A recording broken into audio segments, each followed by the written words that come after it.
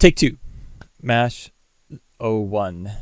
Grid of objects. Let's start with grid of objects. I'm going to change the word object here to grid of polygon. Grid of, more specifically too, 4-point polygons.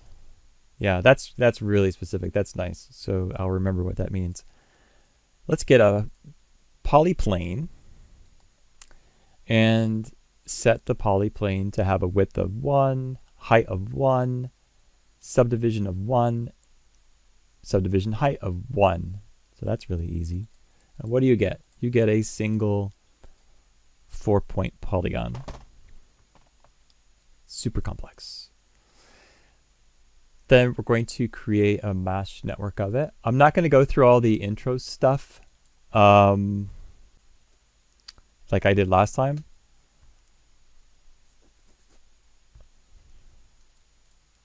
So we'll just make it. We'll just say, hey, here it is.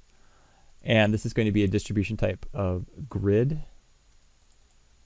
And we're going to do something around a distance of 50, a distance of, let's try 30, with a grid X of 50 and a grid Z of 30. So that should be a good play area. And I'll turn off the world grid. So there we go. And we have a small gap. And if you remember, you can change the gap. You can close the gap by either increasing the grid X to 51. That'll close the gap. Or you could reduce the distance X by 1. That will also close the gap. So I didn't say that a year ago, but I thought of it this time around, that you could actually just choose one or the other if for some reason you wanted to close the gap. All right. Next. That gives us our grid of 4-point polygons. Super easy. Then let's add the random node. Random node.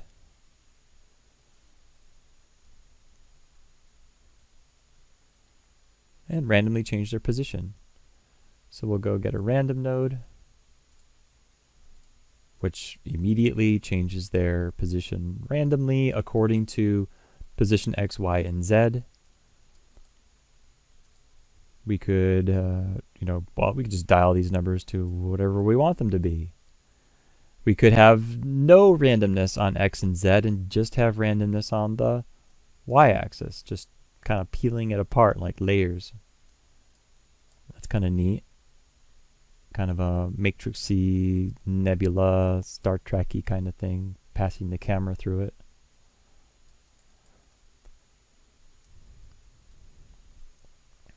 Or zero randomness. And then, of course, you have randomness on the rotation, which is kind of neat too, like a bunch of cards and X or Z. You could do both X and Z, but then it gets kind of weird. But again, depending on what effect you're after, that might be interesting. And all of these things are animatable. We already know that by now. You can just right click and set keys and animate these parameters. And then we could animate on the, rotate on the Y-axis randomly. Don't really know why I would do that. And then scale. We can have positive scale. Does this do a negative scale? Nope, no negative scale. So yeah, if I wanted to shrink them, just thinking this through off the cuff, if I wanted to shrink them, I think what I should do is offset them first. Offset them first by multiplying to a smaller scale, like maybe 0.25. So they're shrunk. Then I could do a random increase in scale. Yeah, that sounds like good. So if I did 1 and 1, yeah, so that would be like an interesting effect of shrinking them and then like increasing their size. I don't know, one's probably too big. Maybe 0.75 so they don't overlap. I mean, if overlapping is an issue, but that's an interesting pattern. That's kind of neat. A neat way to think about randomness on scale. Okay, I'm just going to disable the offset there. Reset this back to 0. So zeros mean no randomness. Okay, good. Let's look at, yeah, so we want to have a random position. So let's do a random position of, let's say, just x and z. That sounds good. Let's just do x and z. So 1 on x and 1 on z. Good. Next, fall off object. Now we did briefly look at the fall off object. I didn't go very far into explaining the fall off object. That last year's lesson, I actually apparently I went through and I explained each component. So let's create a fall off object. Cool. This fall off object can be, it should be scalable. I was able to scale it in last year's video. I'm not really sure what's going on, why I can't scale it now. Perhaps I set something in my scale settings. Maybe if I reset this, nope. Apparently I can't scale it. Can you scale your fall off object? Anyway, so skipping the scaling of this for now. Well, perhaps if I scale it by the attribute editor. Yeah, see there, I can scale it by the attribute editor. Not quite sure why I can't scale it. I could scale it with the channel box and using a virtual slider. You just highlight these channels, middle click and drag in the viewport. So it is still scalable. I just for some reason can't scale it with the manipulator. Perhaps I set up something on my end that's preventing me. I can't remember. No matter. The fall off object. Okay, add mode effect. Add mode. It's actually not called add mode. Add mode fade. Add mode fade. That's the name of the effect.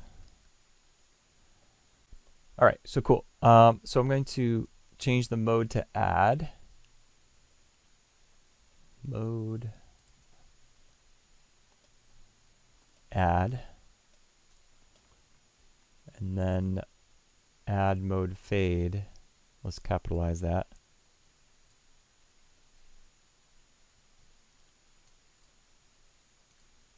Let's just say set it to something small like 0.25. Yeah, something like that. 0.25. 0.025. Okay, cool. Now when I translate it, it tends to fade. It fades away and it trails off a little bit of a trail. Let's shrink that number further. Let's shrink that to 0.005. 0.005. Let's try that.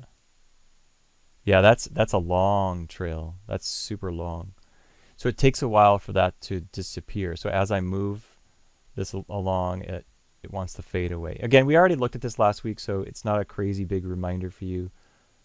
You're not seeing this for the very first time. But I wanted to get this lesson lined up. Let's try 0.01. That feels nice. That tends to fade. You can still see the trail, the tail of it trailing away and fading away, but it doesn't take too long. All right, and I'm going to shrink this down. That's entirely too big. Let's do 5. Yeah, 5 is probably good. That's nice. Cool.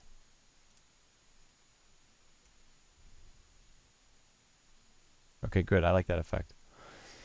And that's number 1. Okay, without all the over explanation of all these different parts and pieces. Now, let's get into some of that over explanation. So there's some stuff going on in the fall off node that I haven't told you yet. If you watch last semester's video, you'll see it all. But here's something going on. We have different shapes, right? Sphere, cube. Cube is just cubed. Cube is just a box. No big deal. NURBS curve. This is interesting. So if we get a curve and I draw a curve through there,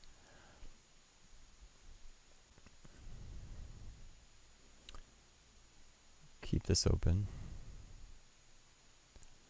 In fact, I'm just going to click this button right here that says copy tab, and that will keep this window open. That way it won't go away. Okay, now I want to expand additional settings, expand connections. Middle click, drag and drop the curve into connection shape in, and check that out. Now,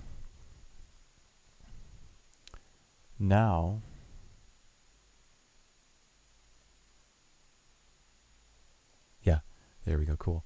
Now when I move this curve, it's the fall off, which I think this is really neat. Like, watch how it fades if I just pass this through. It's kind of cool. It has a shape to its fade. That might be a nice transition effect. Maybe a wipe effect that you might do. I think that has a nice feel to it. This is also very, very good. If I just scrub the playhead here, this is a very great way to see how, okay, I'm trying to say this straight.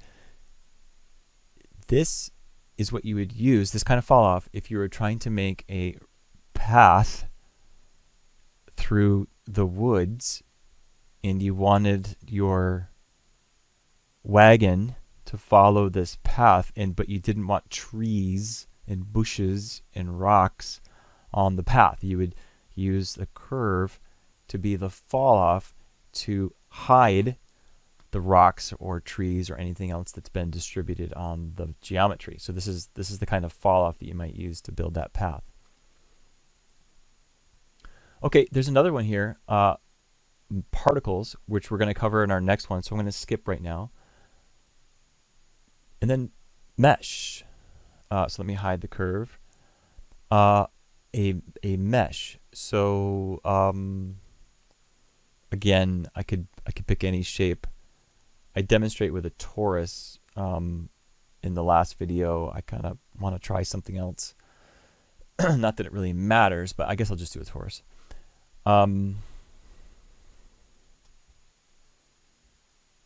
Let's just put this down here, the torus, and then let's make it a larger radius and perhaps maybe a slightly thicker sectional radius. So then I'll right click on shape in right here and choose break connection. That severs the connection to the curve, and it resets it back to sphere. Then I'm going to change this to mesh, middle click, drag and drop the torus into shape in, and now the torus is the fall off. The shape of the torus is the fall off.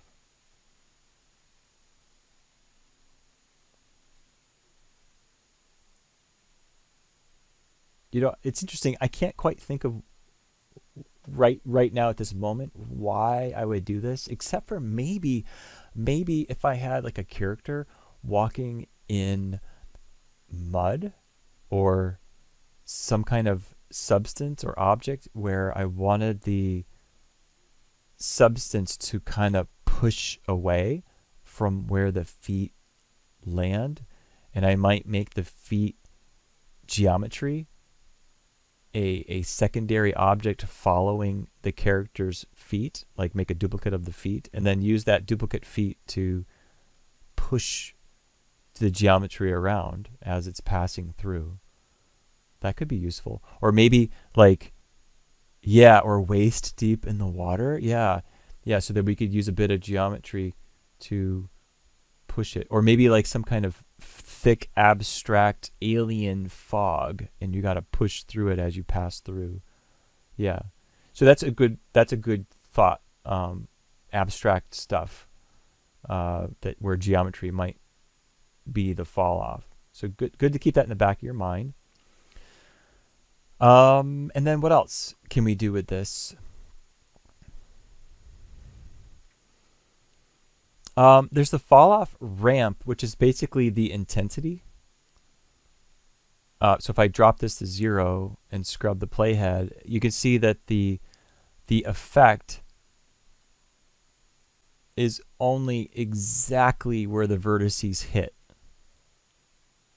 Oh yeah, that's a cool idea too. It might pass through vertically. That's kind of cool. It might pass through vertically. And if I change this to a distance, now you can see it kind of pushes out away. So if, let's say this, yeah, you see if I erase this, it's saying, you know, everything gets hit. So if I lower this, maybe if I increase this number to, what, 2? Or if I increase this number to 10? It doesn't necessarily have a distancing effect. I think that might be better described by,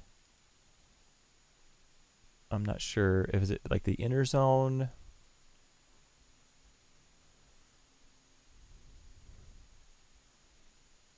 Oh, it's this one. I was trying to remember where it is. Additional. There we go. That's why I rolled that out. Additional. This is the distance. See? There we go. There we go. There's the distance. Okay, cool. Now I've got a greater distance. Cool, cool, cool. Now this shape of influence will make more sense. So then if I get in here and change this to spline, I can have an exponential fall off to this effect, which will make more sense with other more detailed types of fall offs, maybe like a building up, like I said, the rocks along the path example. Anyway, so there's just some interesting things. So we've got distance, we've got the shape of the fall off, inner zone, outer zone. So I know what this means. I remember what this means. This is the like intensity to like how flat. Actually, it's much easier to see with a cube. Let's change this to cube. So let me hide the torus. It's much easier to see this with a cube. So here's the inner zone. You see that dotted line? There's the inner zone. So that's like how intense it is on the inside. So if you go all the way to 1.0, it's like saying the shape of the box is 100% effectiveness. No fall off to the center of the box. Whereas if you cut this down to 0, you're saying it almost starts looking like a circle, because it's saying like there's almost no effect near the boundary. That's what that inner fall off represents. That inner zone represents. Right, and if we had 0 add mode fade, if we had 0, just to illustrate that point, as I drag it through, you can see I get a permanent change. Like dragging your finger on concrete that has just been poured, right? You drag your finger on the concrete that's just been poured, and you leave your mark to be forever cemented into the sidewalk, right? Or more liquid. We do more add mode fade where it's more liquid. It returns like water. It returns back to its shape as you pass your finger through it. Okay, cool. So that's really number 1, and that helps set us up nicely for our second one, mesh 1A. Now, I call this fall off objects and raining particles, and you can go to this video on YouTube from Ian Waters, who is my teacher and where I get this idea from. I don't think you should do that. I think you should do that, but I don't think you should follow him precisely, because you'll find that it doesn't work. So if you click the first link there and jump to this part of your shared notes, I have some steps that need to be followed precisely right here in order for this to work. So if you could just remember to do that, that would make your life a lot easier here. Okay, so I'm going to save this as my number 1, but this is going to be my version 2. And I'm going to clear my scene, Control N, and just start fresh. Again, I'm going to get a polyplane. Again, I'm going to set its width, height, subdivisions, width and height to a value of 1. So I have a single polyplane. And then I'll make a new mesh network. This is going to be mesh 01A. And the distribution will be grid. The size will be 50 by 30, 50 by 30. Good. And if for some reason 50 by 30 is too much for your system right now, just reduce it. Reduce it down to something like half of that, 25 by 15. And you can still learn the lesson if for some reason your system's having a hard time with this. Okay. What's next? Oh, yeah, so I say right here, we're going to change color by mesh network. So we're going to rain particles from Ian Waters' video, the order of the setup while watching. This is the order of the setup while watching Ian's video. So in the mesh editor, add the color node. This should be above the transform node in the mesh editor. So it's really important that so you're following his video, it's really the transform node is first. So let me add that as a note right here. Add the transform node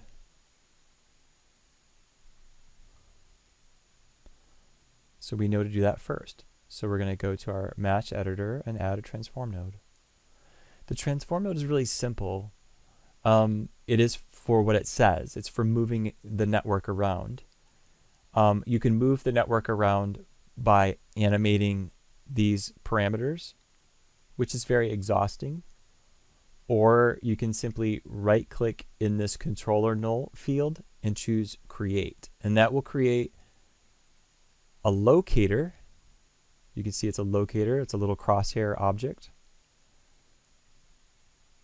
And you can press W to move the entire network. You can press E to rotate. We just want to rotate it pointing down a little bit. Let's use an angle of 35, shall we? So we're all the same angle. Rotate X 35.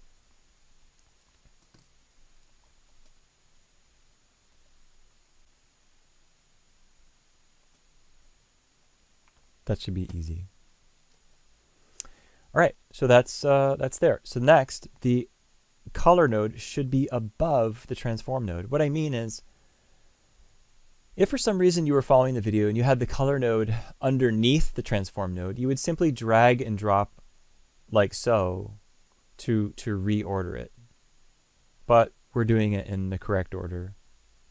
The color node allows you to change the color of the squares. So we're going to choose this bright default blue, just like Ian Waters did. Then we're going to add a fall-off object.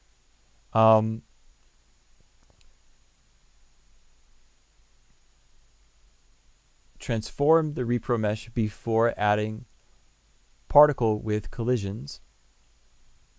Particle collisions come before adding the fall-off object. Again, if you're following Ian Waters, you're going to get this in the wrong order because his version of Maya was different.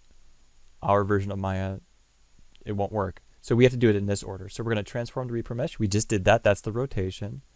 Before adding particle with collisions. Okay, so before we do anything more with color, let's add a particle emitter, because what we want to do is rain particles down, and when we rain these particles down, it will create this animation of the color changing. So let's get a particle emitter. That's under Effects, End Particles, Emitter, Option Box, change emitter type to volume, and that's about it. Hit apply. Translate the volume above your subject and add about 1,000 frames. Add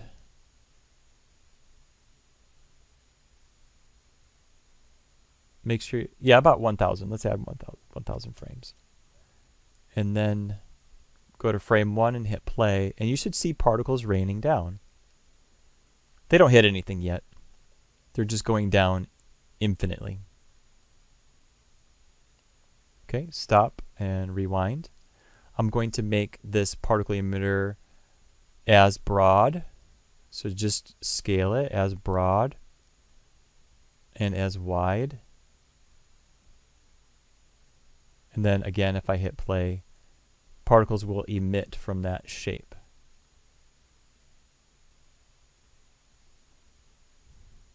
Now, next, let's see, what did I say here? Particle collisions. Okay, so we want the particles to collide, and we want to do that now. So the cool thing about the mesh, the repro mesh, is that it's a single object, and we can set this single object to be passive. And strange, but the passive, to declare it a passive object, is actually underneath nCloth. For some reason, it's underneath the nCloth menu. So we'll run passive. And so now when we rewind and hit play, the particles will collide. And you can see they're hitting it and sliding off. And going on infinitely. Next, what I'd like to do is create a kill, a time limit to the particle. So I'm going to go to particle shape in the attribute editor. Go to lifespan.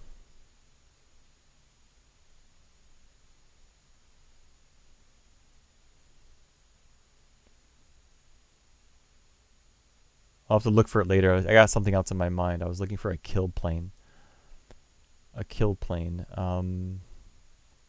Kill plane. For some reason, I want to say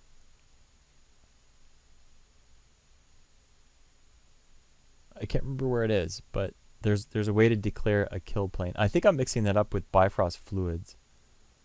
Yeah, I'm sorry. Bifrost fluids have kill planes. No, I'm sorry. I'm mixing that up. But anyway, what we can do is set this to not live forever. We can set, well, we could set a random range. We could set a constant range and say, oh, live for 5 seconds. And that number is in seconds. It's not in frames. So that's 24 frames a second. So that's 5 seconds. So we can say live for 5 seconds. And then you'll see they die off after 5 seconds. We could also say a random range and say live for 5 seconds with variation of 3 seconds or a variation of 2 seconds. And so now there'll be some that will die off at 3 seconds, some that will die off at 7 seconds. And so it's just a, instead of being a straight line, you can see without randomness, it's like a straight line. If we just said constant, they tend to die off on a straight line.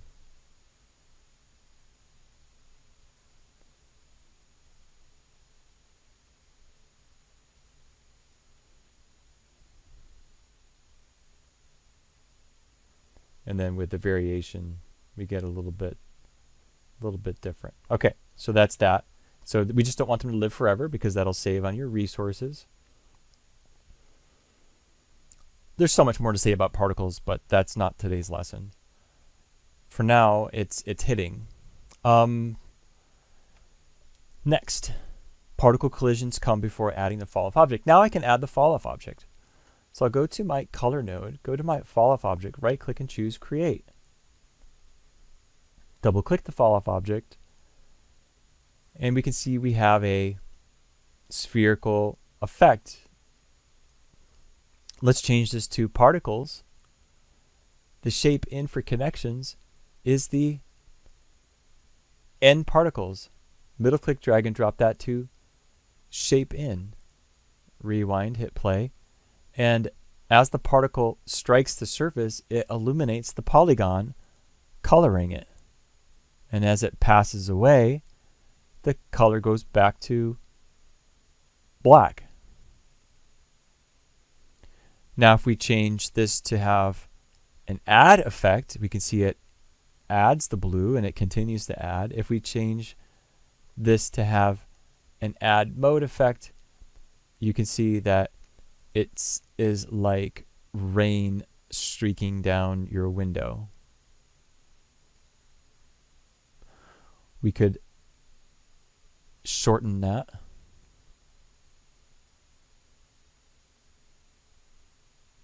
It's a very cool effect. I love it.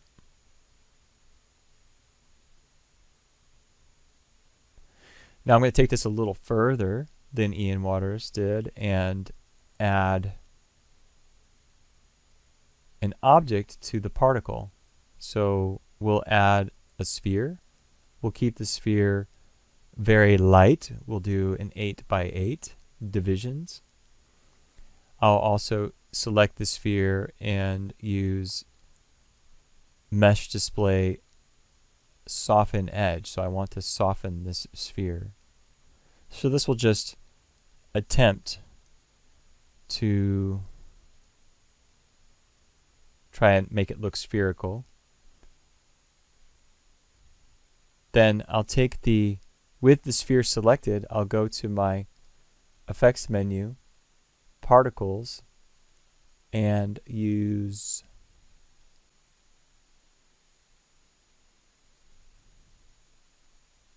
instancer option box. And you can see that my selected sphere is automatically populated in the list of objects to be instantiated. I won't change anything else. And now I have spheres raining down, hitting the surface, igniting the color change. Now because they're instantiated, you can go back to the original sphere in the attribute editor and even change the radius 0.25 and make them look a little smaller.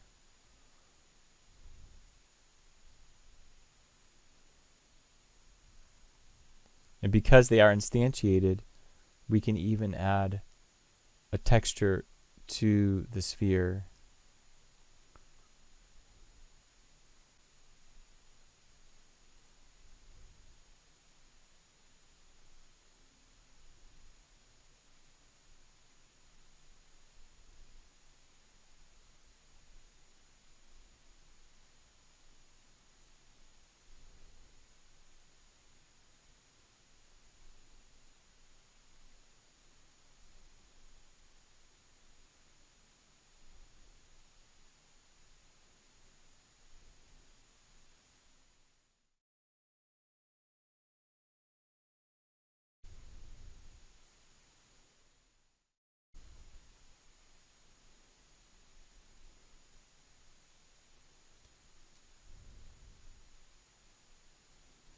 And then rewind and hit play.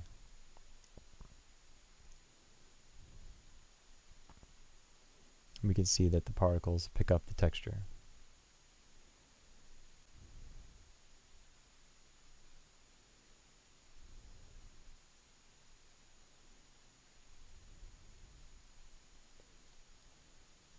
Now I'll stop that demonstration. That's for the most part is done. That accomplishes mesh O1A. I want to add here at the end, without demonstrating it, that if you considered what we did last class, the last recording, excuse me, if you consider what I did in that demonstration, building the grid of cubes, and then tried to apply this thinking to it, raining particles down on it, you could kind of like have this three-dimensional light show of objects hitting it and illuminating the interior. And when we get to dynamics, I'll put it all together into this interesting way of like spraying particles, kind of like a sandblaster. If you've ever seen a sandblaster in action, it just like sprays sand to remove paint on something, and it just can just tear up, you know, concrete. If you sandblasted concrete, it just rips off all the surface material. So like there's this idea that some kind of fantasy ray gun type thing I have in my mind, like I can just spray objects into the scene, eroding down what's in front of me. And so this is the beginning of that, imagining objects coming down, colliding, and activating the surface.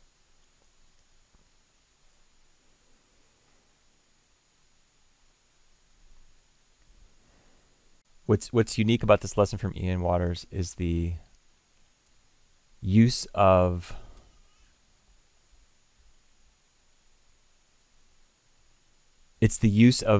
assigning a mesh network to another network. It's like you're taking the mesh, the repro mesh from one mesh network, and you're using that to be assigned to the face of another object. So that's what's really unique about this. So I think this could spin off into, pun intended, this could spin off into all kinds of interesting animated effects. And so there's the animated effect right there. That's what we're after. Isn't that neat? Why, yes, that's really compelling. Thanks for sharing. Well, you're welcome. So we're doing what he did. We're going to make a cube and set the height to 0.25. Very good. Select the top polygon and poke it, which is here, edit mesh, poke. He probably raised it up a little bit, moved it over here a little bit. That looks pretty close to what he's got. He then went to object mode, duplicated it, Control D, rotated it, E, hold down J, which rotates in 15-degree increments. He then scaled down the second one, so I'll scale it down. And then, like I just said, let's harden the edges, which makes it nice and sharp. So that's underneath Mesh Display, harden edges. And then he grouped it. So these two are grouped, Control G, and we name that base 01. Awesome. Right. Now, we could go further later where we add color, and that's a lot of fun too. Like we could add a color on one side and a color on the other side, and like as you flip it, it's changing color as well. That's fun. But we'll just leave it as is for the moment.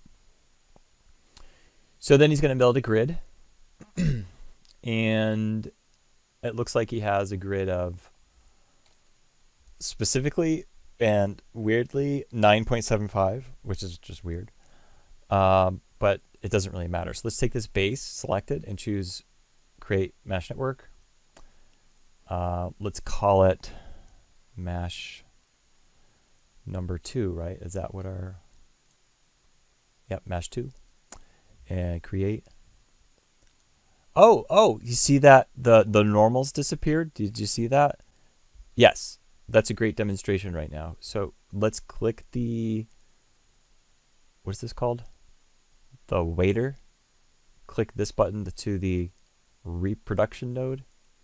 Yeah, and then right here is the output attributes, and then right here, normals. Set this to user normals, and notice that the normals go back to where I had it, nice and sharp. User normals is so important, man. That's kind of annoying that it always switches it to the default is soft hard. I like the normals that I did, so let's change that. Okay, distribution, grid. Yep, there's a grid. And he set it to 9.75, so why not? And he had 14 by 14, and it's nice and tight like that. So it looks like there possibly is a slight, oh yeah, I think that's intentional. It's got this slight overlap, probably intentional. So let's keep where is it? Let's keep what he did in these settings. Although, all things considered, when I look at his, it doesn't look like it's overlapping. You know what? I just don't like that. Let's do 13 by 13. Yeah, so they're just tightly packed. They're not overlapping. Cool. Next, what does he do? Let's just fast forward a little bit here. So that gives us no, let's just see what he does. a nice.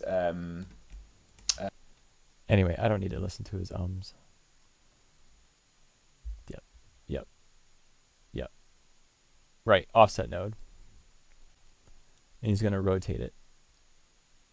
And then he's going, yeah, and he rotates at 180 degrees. Yep. Okay, so it looks different on what he's doing because he's got a different, this is the original master interface, so it's just hard to interpret. But it's an offset node. Select the offset node. Disable position, disable scale. Rotate on, what did he do? On Z, 180. So 180. So they're upside down. Then he's going to add a fall off node. And then he's going to move the fall off node to the side. And he's going to animate the fall off node passing through. Yeah, that's, yeah.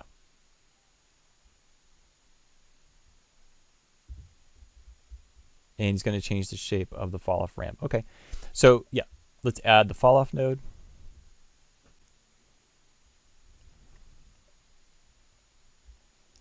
Okay, very good. And if we move it around, we see it flipping, which just, you know, that in itself is just kind of cool, isn't it? Look at that. I mean, done.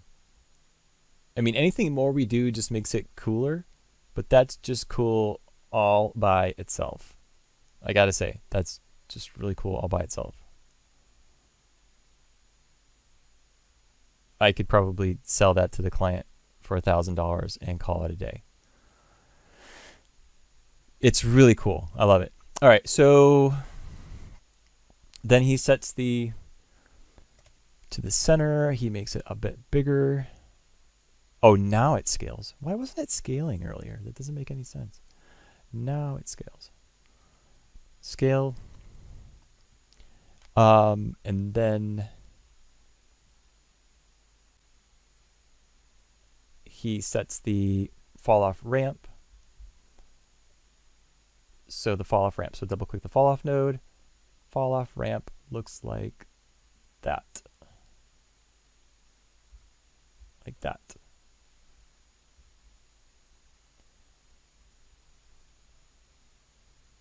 And so it has this kind of wave to it. See? Look at that. That's what the fall off ramp did. It has this wave in it. Isn't that neat? Like a ripple in the water. That's just cool. Wow. I love it. Okay. And what's he going to do next? So then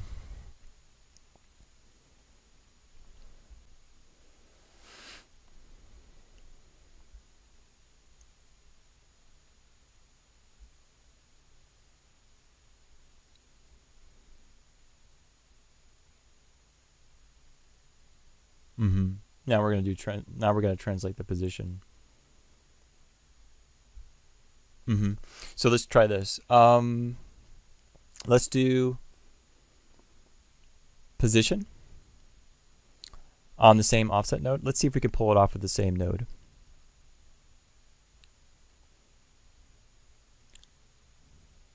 and set the Y position to 2. No, 1. No, maybe 2. And they kind of swell up. Look at that. Isn't that just the neatest thing? I mean, look how simple this is. Come on, close. Why won't that close? There we go, close. There we go.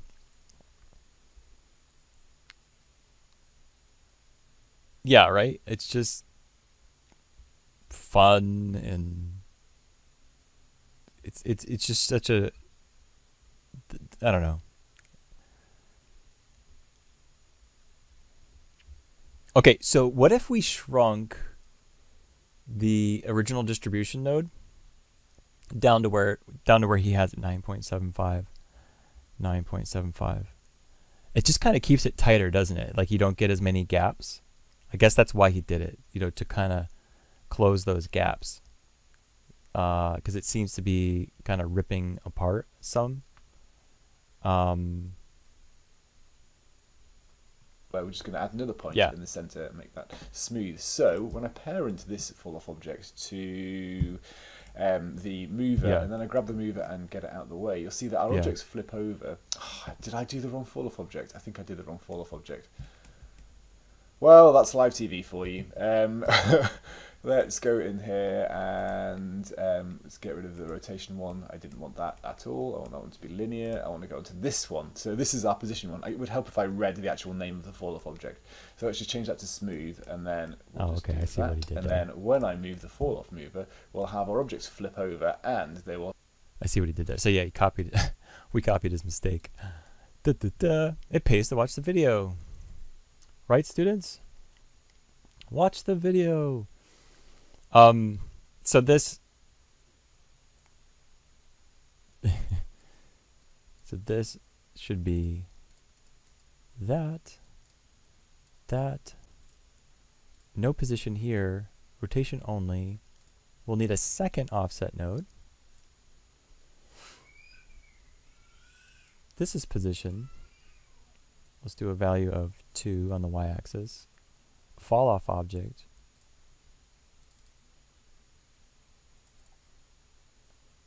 You know what I'm gonna do? I think rather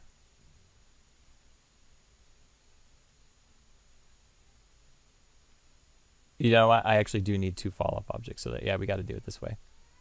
Totally got to do it this way. So I'm gonna set the second fall off object to be the same position as the first by middle click dragging and dropping it onto the first, setting its position and rotation to 0 and setting its scale to 1, and it will match. It will match. It's a cool little trick to get 2 things to match. Then I'll go back to my second offset node. It is a size 2, and then inside the fall off we'll do the spline. The first key will be spline. And now we should start looking like his. Yep, we got an exact match. There it is. That's wild.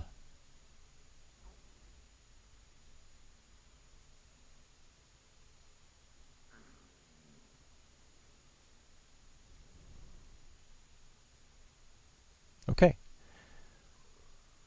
It's actually quite easy. Then my timeline. He did a time range of 80 frames. His time slider is at 80 frames. So over 80 frames, I'll start here just on the outside, key it, and at frame 80, come over here, key it, and then rewind and hit play. And this is where we might, use a little time to assess how we are animating it. Do we want this to be linear? Do we want it to be a slow in or a slow out? Do we want to change the scale of the object? But at the moment, I think I'll leave it alone. The next step was to take this successful repro mesh and use it, instantiating it to, mashing it to another object. So if we take this repro mesh and choose to create a new network, mesh to cube, this is going to be a distribution type of mesh. The number of points is 6 sides to the cube. We'll take a cube and make its width, height, and depth 10. And I can even put the cube like over here, just so I can see side by side these two different things, and then set the distribution type mesh. Mesh. Face center is the method, and then we need the input mesh. That's the cube.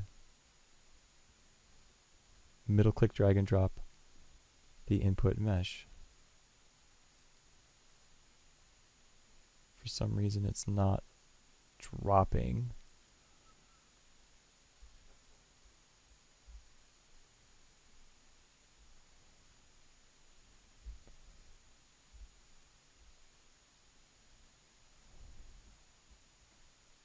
Okay, oh good, I got it now. I don't know why it wasn't dropping. And then we can see the animated effect on the cube. And we got a little bit of an overlap on the corners. So I will increase the size of the cube to 11. Rewind and hit play. That looks a little bit better.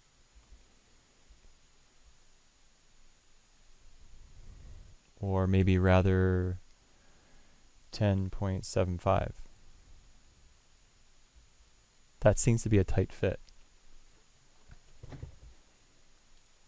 And now that we have that, I'm going to take my cube and put it back to the origin.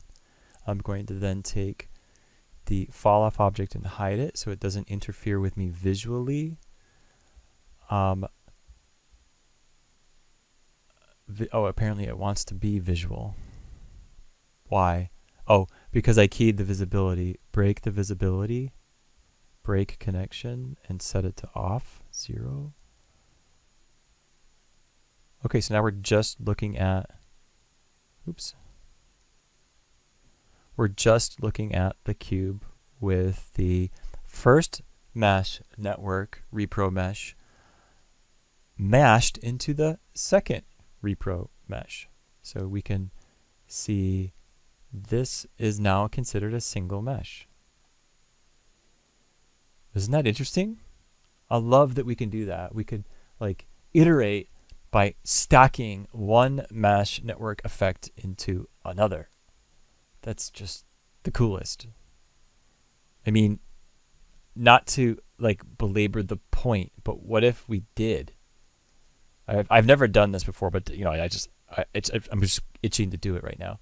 What if we did take this repro mesh and made it yet another network? We'll just call it test because I'll probably break it. And this was also a grid, and let's set the distance to something large. And now what I have is an array of objects, like a board ship almost, all doing the same. Now this really is challenging my system. I got 3.5 frames per second here. This is a big challenge to my system, but still, it's an interesting point that I could do this. I have slightly over, or almost 600,000 polygons. I've actually never done this, like strung together 3 mesh networks. I've done 2 mesh networks before, but I've never strung together 3. So that might be why it's so slow. Anyway, that was just an interesting test. I'm going to delete that. And unhide Shift H, unhide Shift H.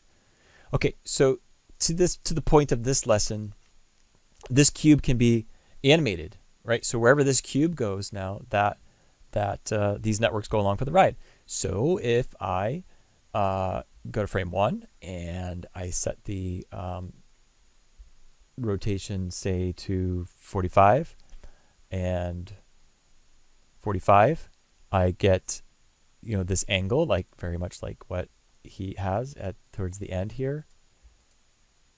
And then we can do a spinning of it, which again is here. And now we just get into the animation. Let's switch to animation of the cube.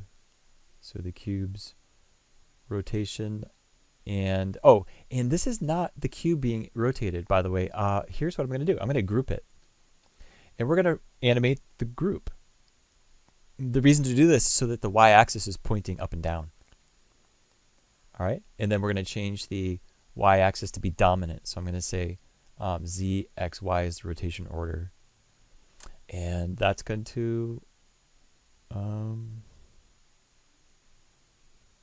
allow me to rotate on the y-axis. So I'm going to key it, and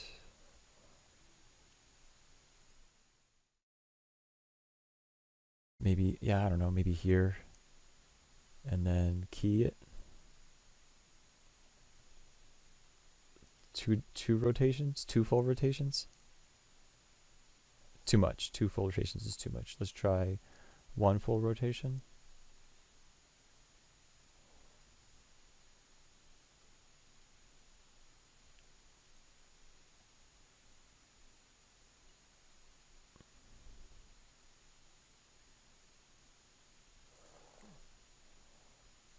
Yeah, and I probably don't want it to come back, but and then from here we can play with that transition and get in here and just see a couple of things that he does in the animation tricks for that. So let's get to that point. On a cube mesh node. So building up this visual effect, make sure I recorded that. So we're going to add a 3rd offset. Here we're going to set it to multiply disable position and rotation. We're going to multiply scale to 0 with a fall off object, and we can see it's the same animated effect that Ian has.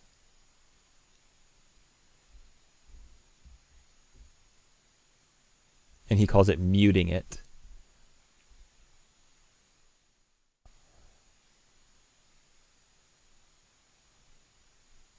And he's going to mute it at a different angle. So we have our animation coming across. We have our animator. We have our fall off object, the original one, coming across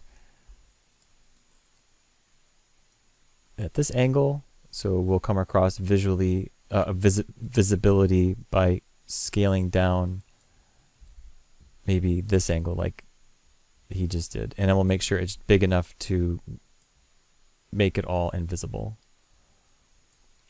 Okay, so we'll hit maybe there, and then maybe starting at 60-ish, I'll key the scale of this object, and then at 80-ish, I'll move it into place and key again.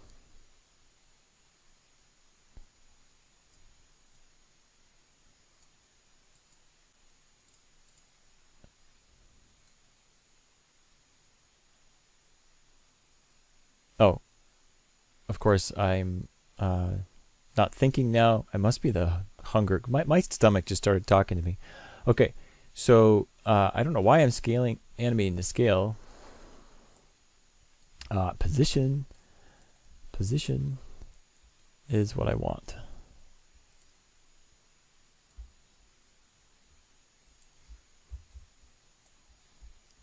It's like, what? Why is nothing happening?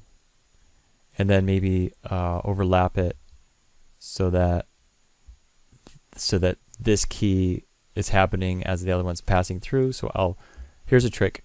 I'll shift click drag here in the time slider, then middle click drag these arrows in the middle and drag it back so it drags that key back. All right, and let's just see how we're shaping up on the cube. So I'll unhide the cube. I will hide this Reaper mesh, hide this fall off object, and hide that fall off object. Turn on the second mesh and see how we did.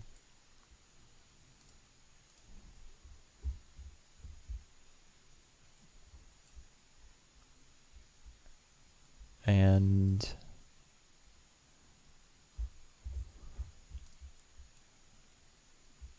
it comes, so it does its dance.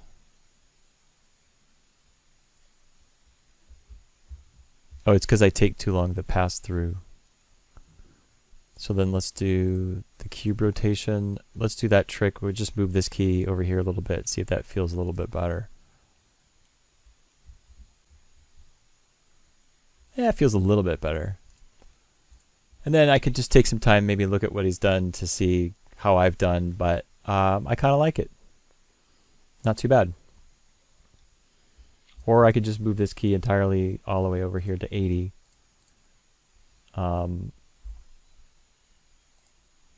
Go to rotate Y and just set its value to 80 all the way to the other side.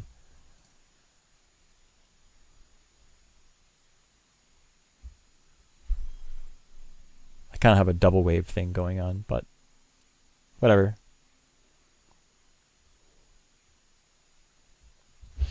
Oh, and I could just get away from the default F-curve. Go to the graph editor for this.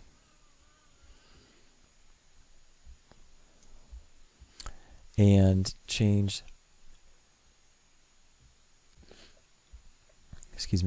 the fall off to be exponential. Let's see how that feels. Maybe the other way around, like start slow, go fast. Let's do a flat key. Yeah, so start slow and then pick up speed. No, that doesn't feel right.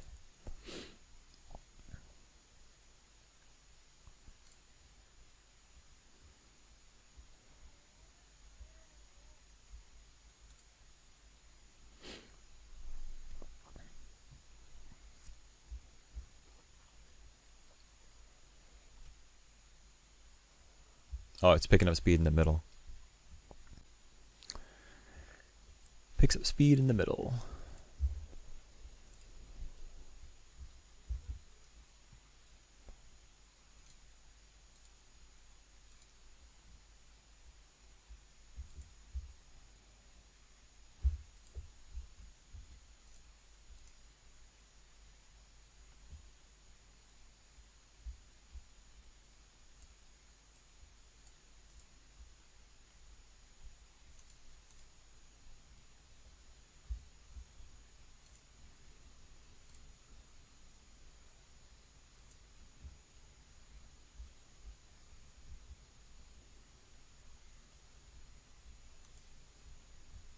Oops. That should be okay.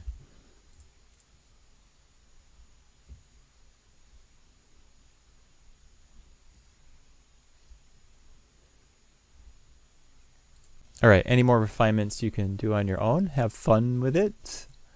I only want to touch on possibly one more thing. Back at the beginning, I mentioned that we could have a texture. So if I unhide the original graphic object, we could texture, say, the bottom polygon. Just select the bottom polygon and choose to assign a material to it. It could be anything, really. We'll just do an Arnold's texture, and then we could apply, yeah, just something bright and obnoxious, I guess. Maybe orange this time.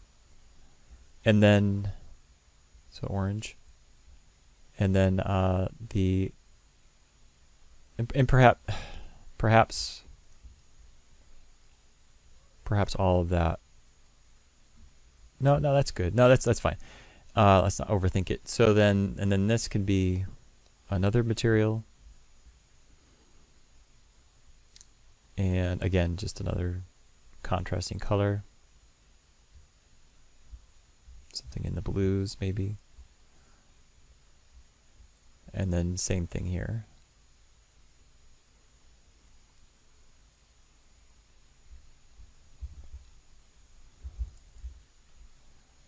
And just for fun, because, you know, we like to make things look nice, sky dome this thing.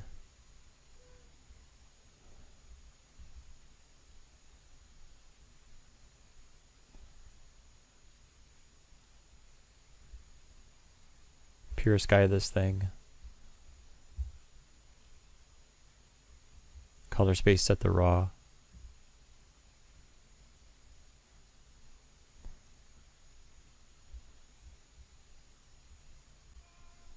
Hide the original cube.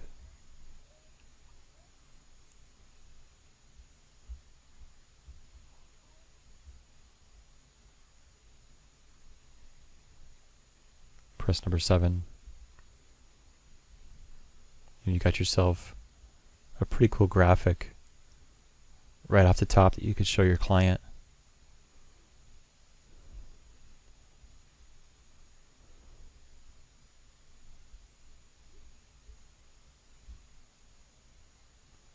Okay, so what do you think?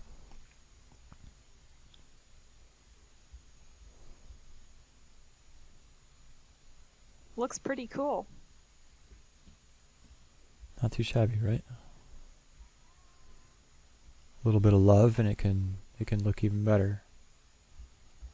I did this effect once for a different client a couple years ago, and what I had was a texture on one side of like a map of the United States, and then something else on the other side, so that when you flipped it, it revealed the map, or it revealed something. But I was able to successfully map an image to one side of the whole thing, and then as I passed the object over it, I was able to flip it, revealing the map. I wonder what I did with that.